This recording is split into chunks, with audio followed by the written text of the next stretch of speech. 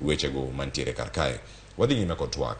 Iwinjo pach joneno, pach jowinjo kiny mantie sani, mana paro ewi ote masomo kiny makawuono nyalo bedo mane. Jopiny ni kod jopiny mamoko to moko bende wacho ni oyo gini onego bed ni chungo. Winjruok ber moloyo weche mang'anyo. Dorothy. Apa ne winjra gi jopiny te ma wacho ni mondo ochung ng'anyo to gima wacho ni mondo ng'anyo dhi mbele nikech kila ng'ato nigi right ne kako neno. Gima wacho ni adiera makende en ni kuma wachiko kaka Kenya sani wachiko kuma rach, wachiko kuma koro uchumi dhi marach to hinyo jopiny te. Omiyo kanitie winjruok monego bed ni ji winjre to onego bed ni wawinjre kaka Kenya msima nyalo bedo gi kwe to kendo ngima mar jopiny te nyalo bedo gi dongruok.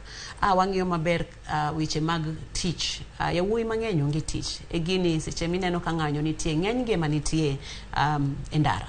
To nyiso ni seche ma kineno maundu katimre ng'eny kuom gi gin jok ma onge tich makoro bende kawo nafas mar ketho gik moko mondo gin bende gitimo kamano nikech gidwa kwalo gik moko mondo gine kaka ginyalo rito ngimagi. To ken gima ber. Wacho ni ka wanyalo thiedho adonda mwang'eyo, the root cause of the problem. Kanye kaka koro wabro neno kaka watieko wechegi e yo maber. To ka wang'iye ni en Azimio, to wang'iye ni en Kenya Kwanza, to kwa wariwe ariwa gi malo. Root cause kore en mano. Root cause nyaka wang'iyo.